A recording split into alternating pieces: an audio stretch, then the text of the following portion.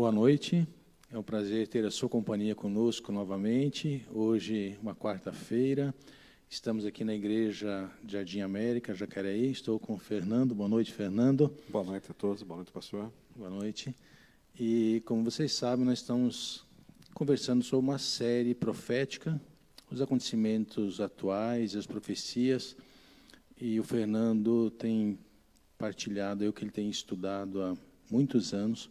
E o assunto de hoje tem muito a ver com os dias que estamos vivendo e também com os dias que virão.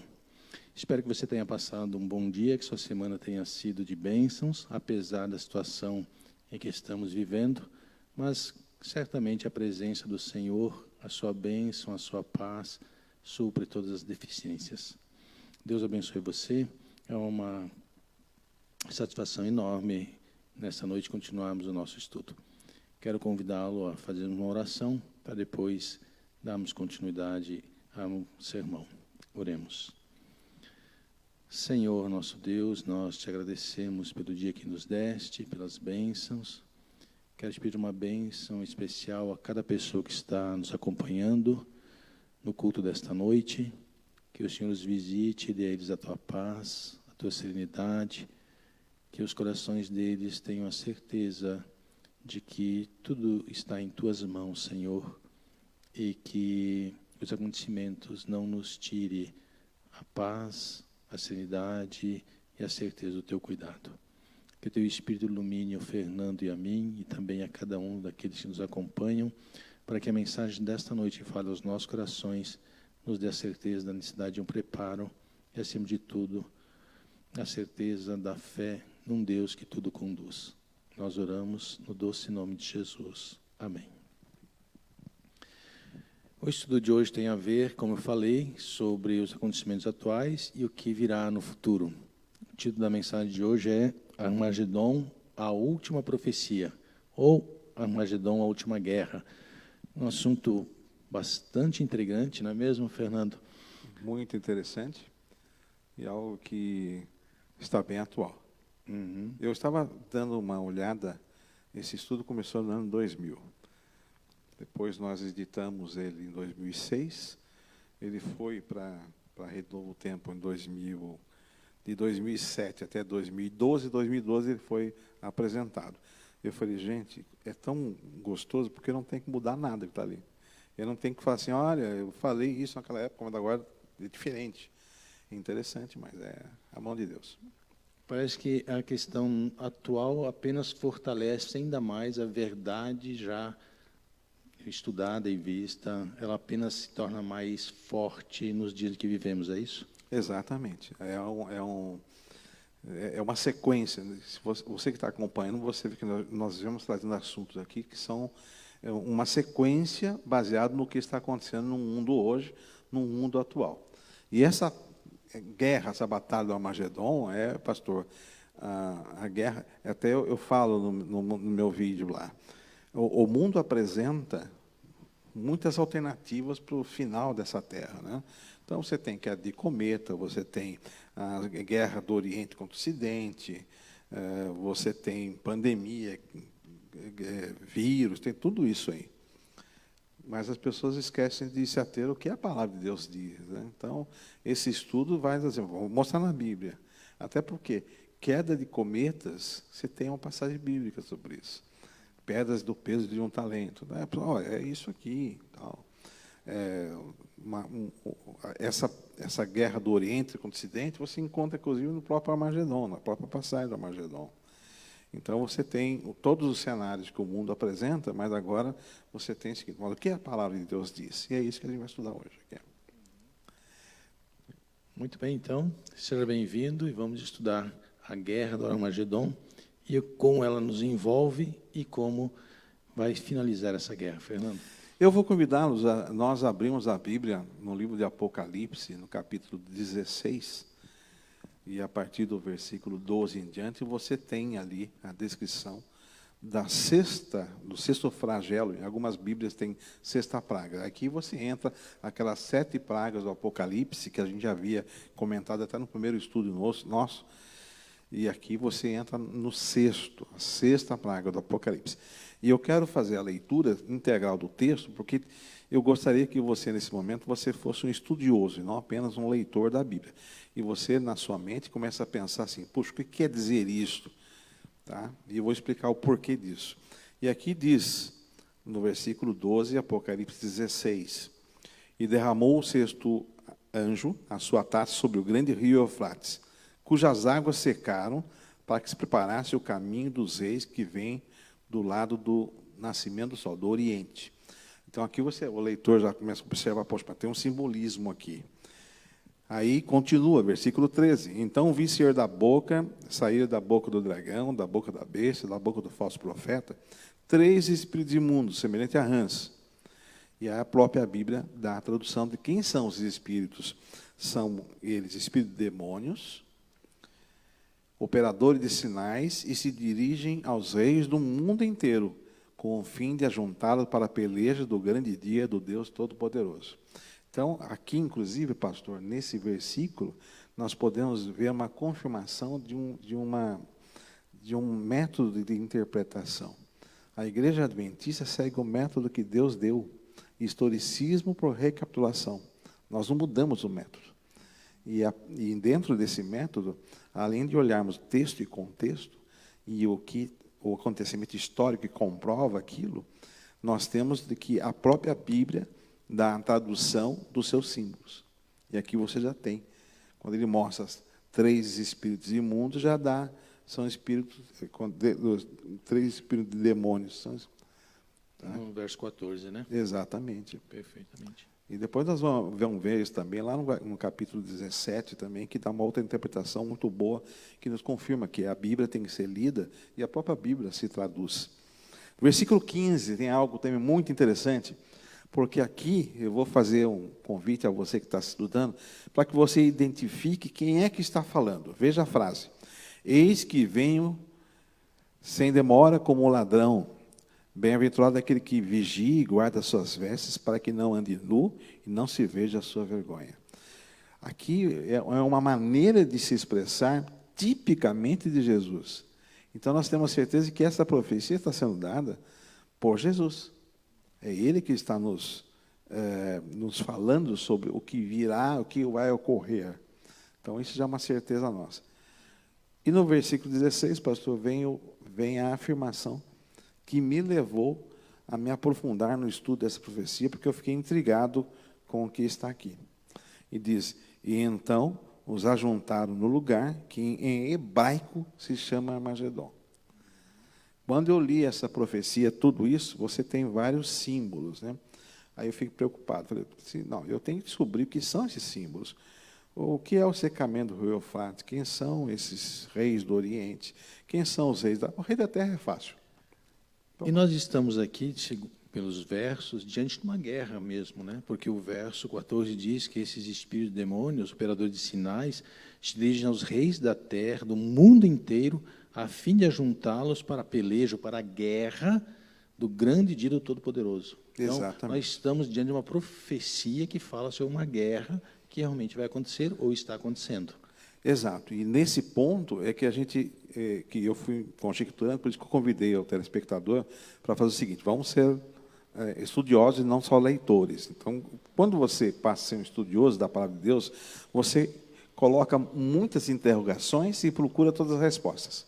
Então, aqui eu quero saber quem são os reis da terra, quem são os reis do Oriente, o que é o secamento do rio Eufrates, quem são os espíritos imundos. Diz que são espíritos demônios, mas, espera aí, eu posso me aprofundar muito mais nisso? E aí eu vou partir hoje com vocês para a gente identificar o seguinte. O apóstolo João está dizendo que esses espíritos estão reunindo os reis da terra para uma batalha, e a batalha vai ser a batalha do dia do Deus Todo-Poderoso, que nós identificamos como juízo final, é o juízo final. E vai ser num local que em hebraico se chama Armagedon. Então, hoje nós vamos estudar essa questão do nascimento desse nome, a identificação desse nome. E para fazer isso, pastor, eu comecei a estudar, no ano 2000, começamos a estudar o seguinte, espera aí, quais são as profecias que existem na Bíblia que falam de um juízo final? E agora eu tenho que estudar as profecias que falam do juízo final e que apontam o lugar. Porque eu tenho um local aqui chamado, é um local chamado Armagedon. Só que a palavra Armagedon só tem um lugar na Bíblia. É no próprio verso que está aqui. Então nós vamos pesquisando agora, fazendo uma engenharia reversa. Vamos pesquisando tudo o que existe sobre o juízo final. E todas as passagens que existem que falam de um local, que apontam que vai ser em tal lugar. Como aqui está dizendo que vai ser em tal lugar. E nós vamos encontrar agora a resposta lá em Joel, capítulo 3. Joel? Capítulo 3.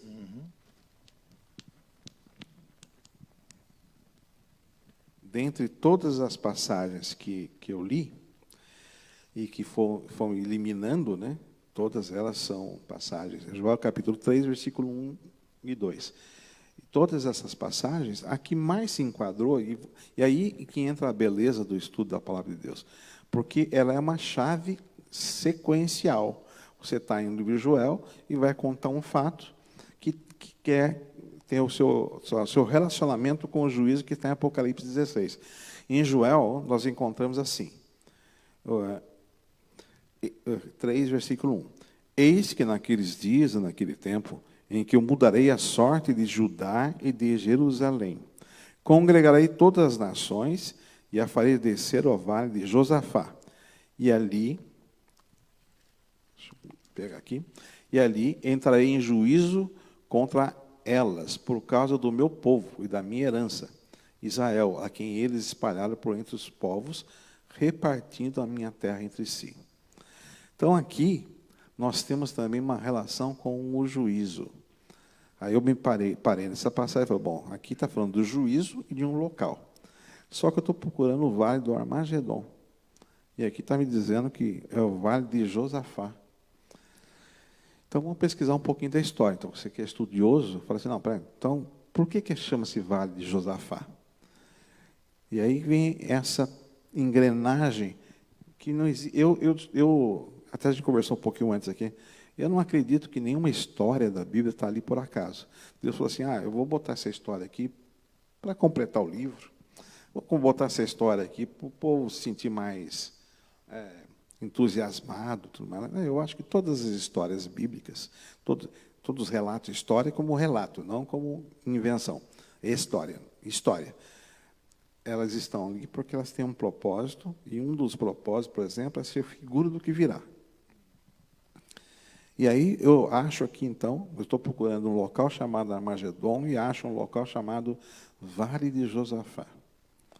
Aí nós vamos para a 2 Crônica 20, que conta a história do porquê que o vale se tornou Vale de Josafá. E aí eu vou entrar na parte histórica. Então vamos para a Crônica, 2 Crônica 20, no capítulo 20.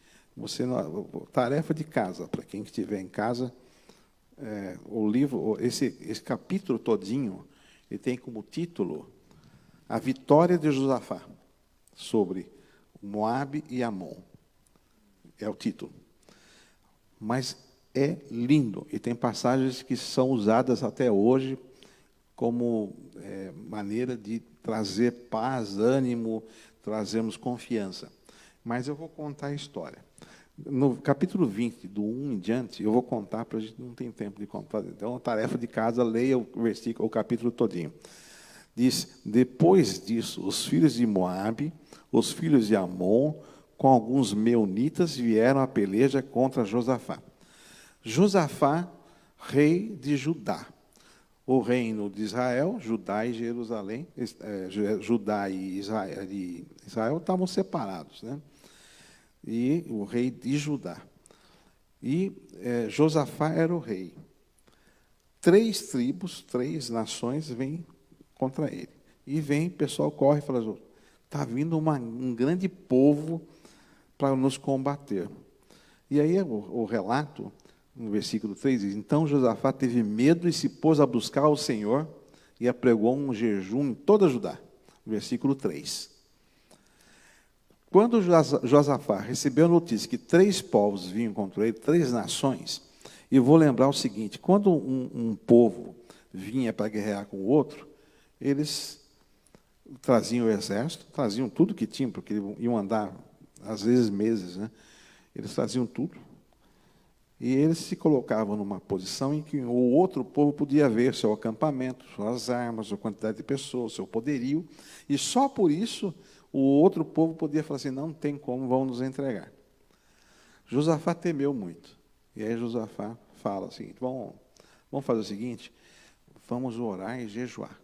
E botou todo mundo, até os animais, jejuando, aguardando a resposta de Deus. Falou, Senhor, e fez uma oração enorme. A partir do versículo 5, é a oração de Josafá, que ele pede intercessão, ele faz uma entrega o povo, tudo mais. E no versículo 14, vem uma resposta. Então, no versículo 14, nós estamos agora em 2 Crônicas 20, vem. E então veio o Espírito do Senhor no meio da congregação sobre Jaaziel, filho de Zacarias, filho de Benaia, filho de Jeiel, filho de Matanias, levita e dos filhos de Asaf. E ele diz o seguinte, dai ouvido todo Judá, vós, moradores de Jerusalém, e tu, ó rei Josafá, ao que vos diz o Senhor, não temais nem vos assusteis por causa dessa grande multidão, pois a peleja não é vossa, mas de Deus. Então, nós vemos o seguinte, aonde que está aqui a similaridade? Por que estão lendo uma história de crônicas se eu estou estudando aqui Apocalipse? Porque para descobrir o local e se vai existir um vale chamado Armagedon, eu estou vendo a história. Estou pegando desde o começo. Esse vale se chamava Vale de Jezreel, em hebraico, Vale de Jezreel. Ele é citado, tem citações bíblicas, Vale de Jezreel. O povo que veio com Deus, Amon, Moabe e os meunitas, lembrando que Amon e Moabe vieram da linhagem dos filhos de Deus. São os filhos de Ló, mas se tornou um povo inimigo do povo de Deus. E os meunitas é citado na Bíblia várias vezes, em outras passagens, também como inimigos do povo de Deus.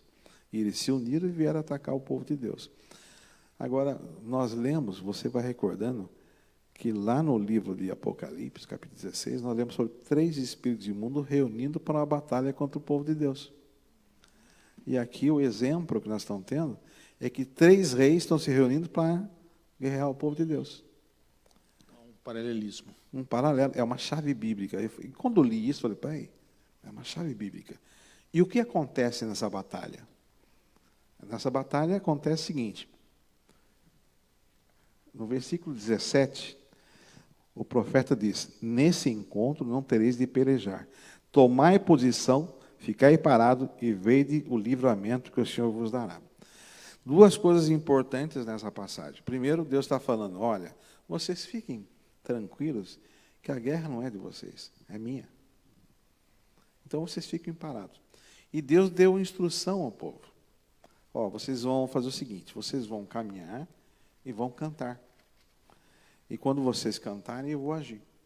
Aí, lá no versículo 22, tá, diz o seguinte, tendo eles começado a cantar e a dar louvores, pôs o Senhor em emboscada contra os filhos de Amon e de Moabe e de Monte Seir, que vieram contra Judá, e foram desbaratados, porque os filhos de Amon e de Moabe se levantaram contra os moradores do Monte Seir para os destruir e exterminar. E tendo eles dado cabo dos moradores de Seir, ajudaram uns aos outros a se destruir. E o povo de Deus não fez nada, ficou de longe, cantou e deixou que Deus agisse. Eles não pegaram na espada, não entraram na batalha, não fizeram nada. Foi Deus que falou, a guerra é minha. A guerra é minha, então você está aí parado e veja o livramento que eu vou te dar. E aqueles moradores, aqueles exércitos, brigou entre si e se destruíram. E se você continuar lendo a passagem bíblica, você vai ver o seguinte, que quando Deus deu a ordem, pode entrar então, ver, eles entraram nos acampamentos e viram os despojos, eles traziam ouro, traziam prata, os generais traziam lá os seus tesouros, fora o alimento, tudo mais, e o povo de Deus ficou 3 dias colhendo só os despojos, sem batalhar. Depois voltaram e agradeceram a Deus o livramento. E nos anais da história de Israel, aquele vale onde Josafá confiou mais em Deus do que no seu próprio exército, falou, nós não temos condição, Senhor, livra-nos. Então ele confiou em Deus. Aquele local, em homenagem a Josafá, se tornou o Vale de Josafá. Era antigo Jezreel, se tornou o Vale de Josafá. Até aí tudo bem. Até aí tudo bem. Mas explica onde está o Armagedon disso. Aí que vem. Muito bem, vamos lá. Naquele vale de Jezreel tem um monte chamado Monte de Megido, ou Megido. Eu já vi várias pessoas falar Megido ou Megido. E para você ter um vale, você tem que ter monte. Esse monte tem uma peculiaridade. Eu quero que você volte lá em Apocalipse 16, para a gente fazer um fechamento aqui. O Apocalipse 16, versículo 12 em diante, nos dá essa resposta. Eu quero que vocês leiam algo aqui para chamar a atenção. Apocalipse 16, no versículo 16, diz que o nome do lugar que se ajuntariam esses três espíritos imundos para uma guerra contra os filhos de Deus se chama Armagedon. E aqui nós vamos agora para uma chave bíblica. Nós já encontramos no relato de Joel que Deus está juntando num vale, chamado Vale de Josafá, vai entrar em contenda, ele vai dar o juízo para todas as nações. A partir de Joel, nós vamos para Crônicas. E Crônica nos dá duas grandes certezas, que é a grande esperança que eu e você temos que trabalhar em cima. É que, primeiro, Deus diz, a batalha do Armagedon, eu vou entrar em guerra. E se Deus vai entrar em guerra, nós seremos vitoriosos. Fiquem parados, eu vou entrar em guerra. Então, você e eu tenho a certeza seguinte, se nós estivermos no exército correto, e a nossa parte é só estar no exército correto, seremos vitoriosos. Se estivermos com Cristo, seremos vitoriosos. Essa é a grande mensagem do Armagedon, na verdade. É o livramento que Deus nos dá.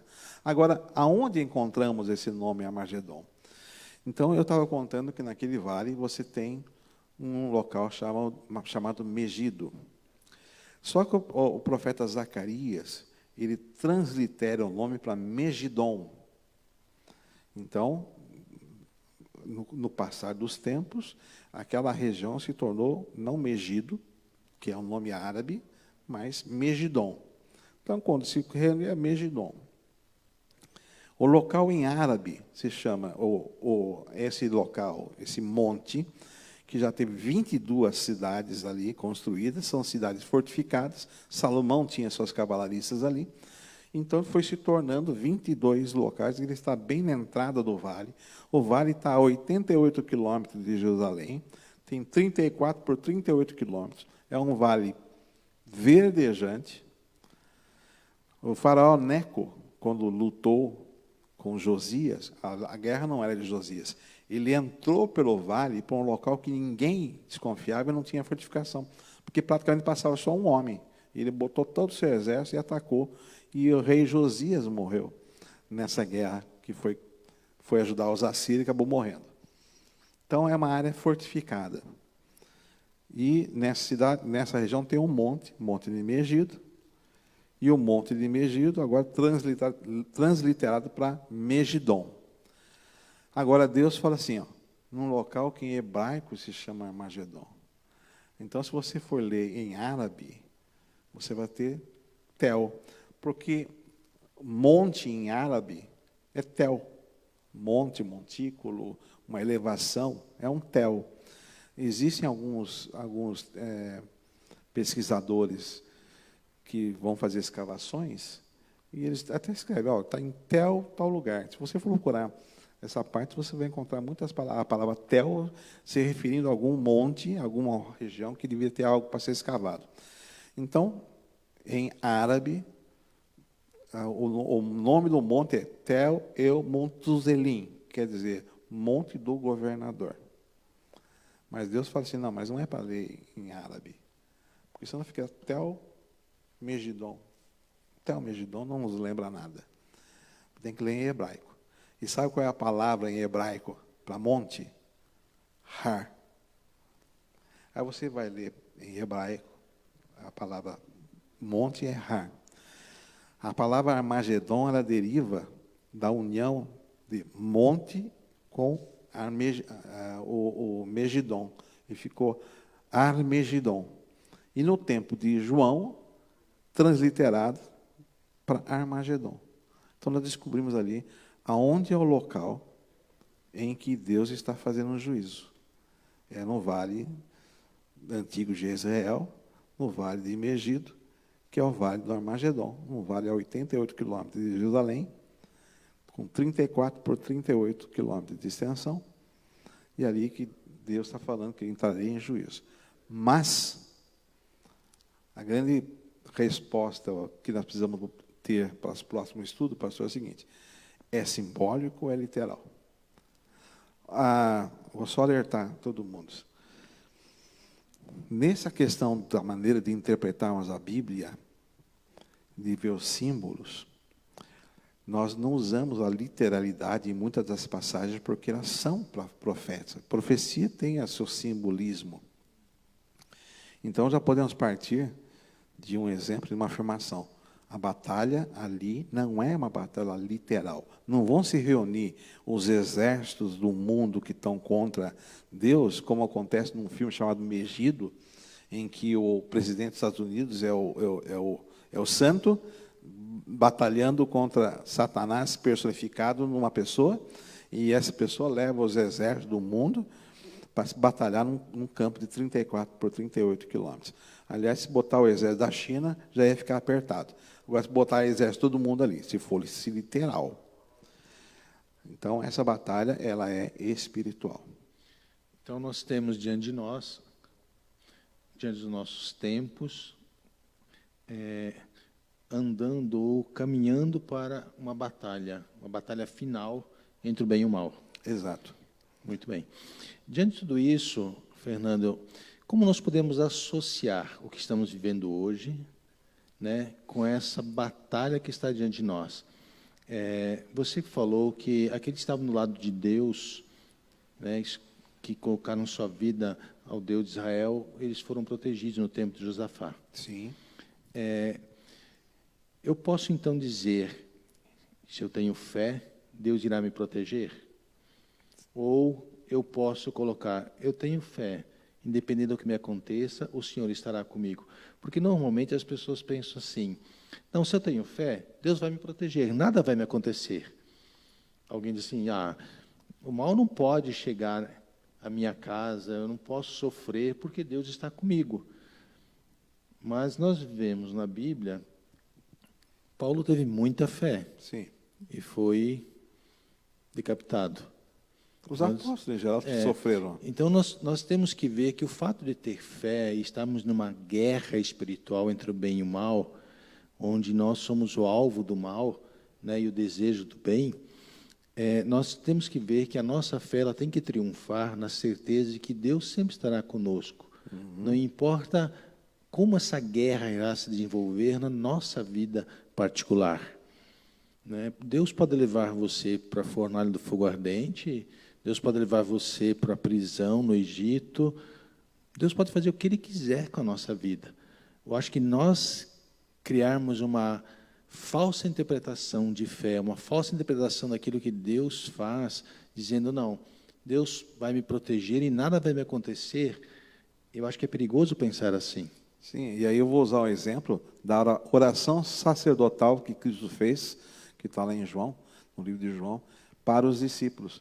E ali Deus diz uma coisa muito interessante. Está orando para os seus discípulos, seus amigos, pessoas que ele andou, e ele fala: Deus, eu não estou pedindo para o Senhor tirar ele do mundo. Pai, eu não peço que o Senhor tire do mundo. Eu peço que apenas os proteja. Então, se andardes em Cristo, você tem a proteção. E fé é uma coisa que as pessoas... eu tenho fé. Mas fé sem ação não é fé. Fé sem entrega não é fé.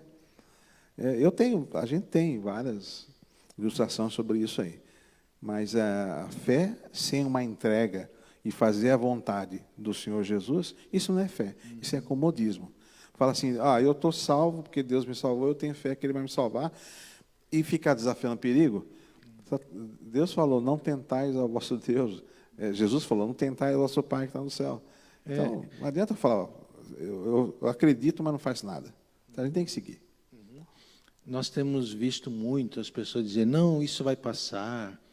Né? Nós ouvimos declarações de pessoas que têm uma influência no nosso país, né? Isso vai passar, tudo vai voltar ao normal, tudo vai melhorar. Mas será que esse acontecimento, ele apenas nos ensinou a olharmos as coisas apenas para um lado positivo?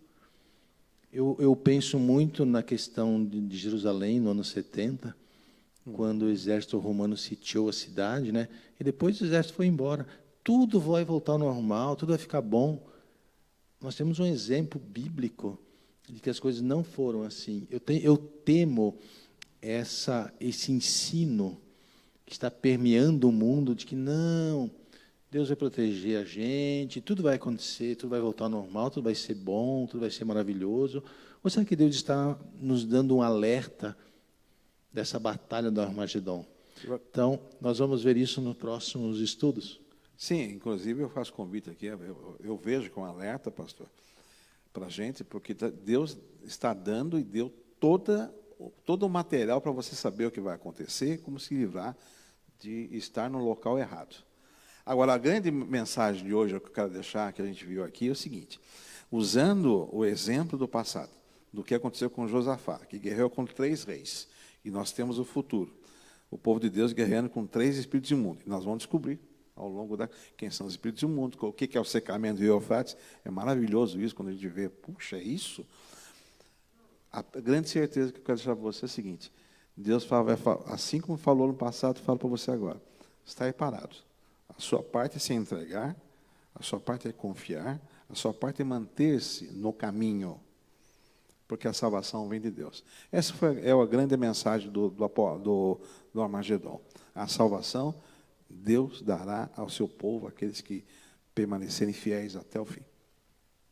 Está aí. Essa é a grande mensagem. Não importa como esta guerra irá se desenvolver, se você entregar sua vida ao Senhor, confiar nele, Ele protegerá você.